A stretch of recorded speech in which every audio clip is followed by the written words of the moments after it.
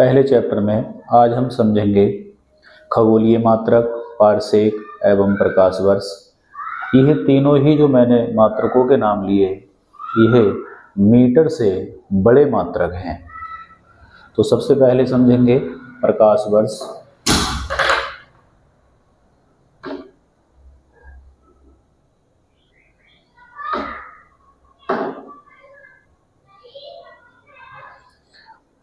इसे इंग्लिश में कहते हैं लाइट ईयर।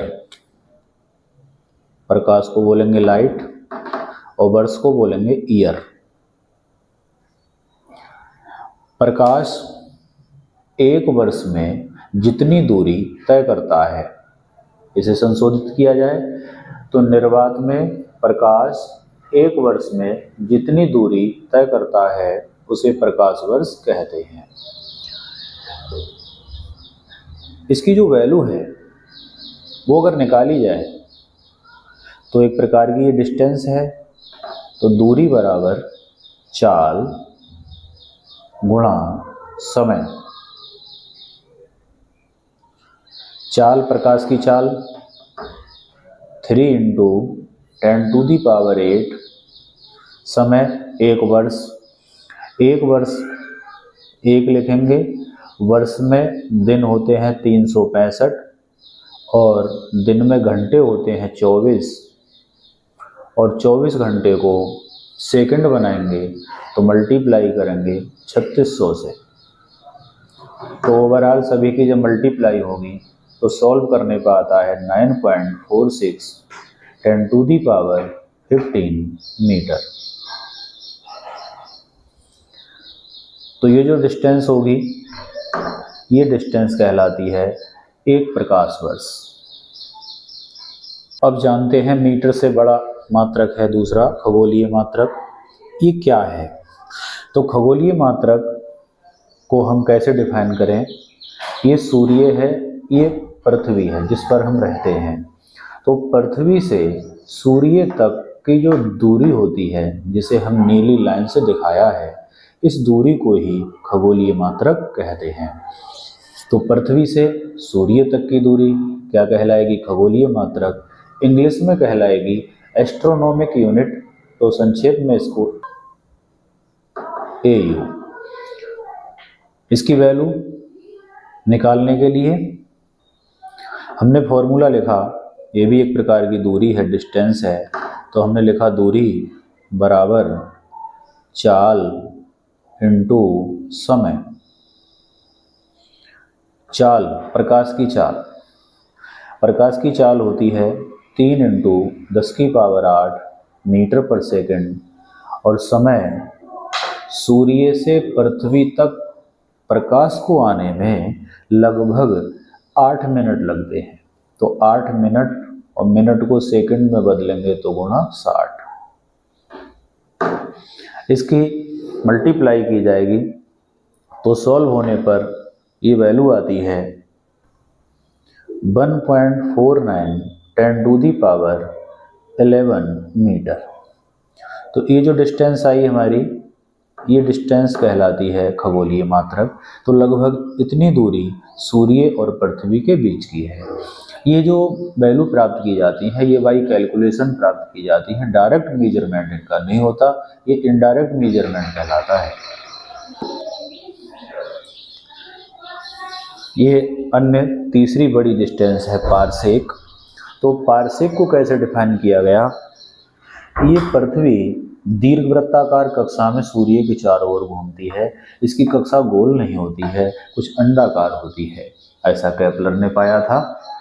तो अर्थ जब इधर को चलेगी तो इस लोकेशन से थोड़ा आगे बढ़े तो तब यह सूर्य पर कुछ कोण बनाएगी। तो यहाँ जो कोण बने वो कोण 1 सेकंड का हो। 1 सेकंड को हम इस प्रकार रिप्रेजेंट करते हैं। अगर वह कोण 1 सेकंड बनता है, हम जो ज्योमेट्री बॉक्स में D निकलता है जिसे चंदा बोलते हैं, उसमें डिग्री के खाने बने होते हैं छोटे छोटे। उस 1 डिग्री को 60 भाग में बांटें तो 1 मिनट होगा, उसके फिर 60 भाग किए करें तो 1 सेकंड होगा। तो 1 सेकंड का कोण अगर पृथ्वी अपनी जगह से थोड़ा आगे बढ़े और जो एंगल यहाँ बनता है वो 1 सेकंड का एंगल बने, तब यहाँ ई से ए बिंदु तक जो डिस्टेंस चलेगी पृथ्वी, वो डिस्टेंस कहलाएगी पारसेक।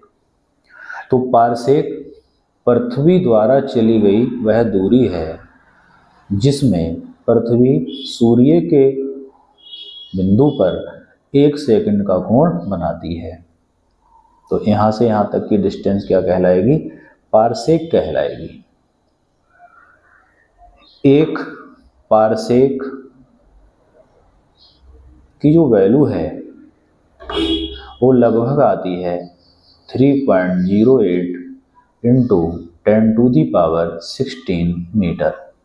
तो देखने में ये पाया हमने कि एक प्रकाश वर्ष पढ़ा हमने, तो प्रकाश वर्ष की जो वैल्यू है और खगोलीय मात्रक इनकी वैल्यू है, इन दोनों ही मात्रकों से ये मात्रक बड़ा है। तो सबसे बड़ा जो मान है वो किसका है? पारसेक का है, क्योंकि इसमें पावर क्या आ रही है? 16। सार्थक अंकों से संबंधित एक एग्जाम्पल है। इसमें दिया है किसी पदार्थ के इतने ग्राम 5.74 ग्राम का आयतन 1.2 सेंटीमीटर क्यूब है। सार्थक अंकों को ध्यान में रखते हुए घनत्व ज्ञात करो। तो इसमें क्या करते हैं हम, जो वैल्यू दी होती हैं उन्हें बड़े आराम से नोट कर लेंगे। तो एक वैल्यू तो ये दी है, एक वैल्यू ये दी है। ये जो वैल्यू है ये वैल्यू है द्रव्यमान। तो द्रव्यमान हम किससे लिखेंगे? m इक्वल टू 5.74 ग्राम। दूसरी जो वैल्यू है वो आयतन है, वॉल्यूम। ये लिखेंगे v equal to 1.2 centimetre cube. फिर इसमें जो पूछा गया है घनत्व डेंसिटी d, ये ज्ञात करना है। तो किसी भी क्वेश्चन को सॉल्व करने से पहले उसमें जो वैल्यू दी होती हैं उसे हम नोट करते हैं, जो निकालना है उसे हम भी क्वेश्चन मार्क लगा लेते हैं। अब फॉर्मूला हमें याद होना चाहिए।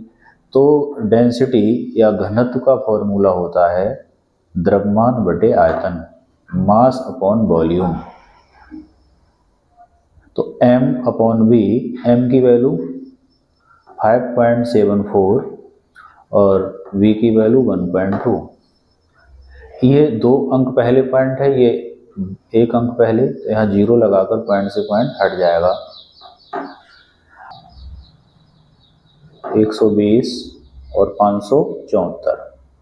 12 का पहाड़ा पढ़ें 57 से ज़्यादा ना हो, तो 12 चौक 48 मीन्स 480, घटाएंगे 4, 17 में से 8 गए 9, पॉइंट लगाया 0। 12 का टेबल पढ़ें इससे ज़्यादा ना हो, 12 सत्ते 84, 840, घटाएंगे बचे 100, फिर 0 आएगा क्योंकि पॉइंट लगा हुआ है, और 100 से ज़्यादा ना हो तो 12 8 96। तो इनका जो डिवाइड आता है वो आता है 4.78 और मात्रक हो जाएगा, ऊपर ग्राम है नीचे सेंटीमीटर क्यूब है, तो यूनिट हो गया ग्राम पर सेंटीमीटर क्यूब। लेकिन सवाल में ये लिखा है सार्थक अंकों को ध्यान में रखते हुए आंसर बताओ। तो इन दोनों संख्याओं में, इसमें 3 सार्थक अंक हैं, इसमें 2, तो आंसर जो लिया जाता है वो जिसमें सार्थक अंक कम होते हैं उतना लिया जाएगा। तो सार्थक अंक इसमें 2 हैं, तो 2 के बराबर हमें आंसर लिया जाएगा, तो हम सार्थक अंक लेंगे यहाँ तक। तो 4.7 होना चाहिए, लेकिन चूंकि संदिग्ध अंक जो बाद का है वो 5 से बड़ा है, इसलिए जब वो हटेगा तो 7 में 1 बढ़ जाएगा, तो आंसर आएगा इतना।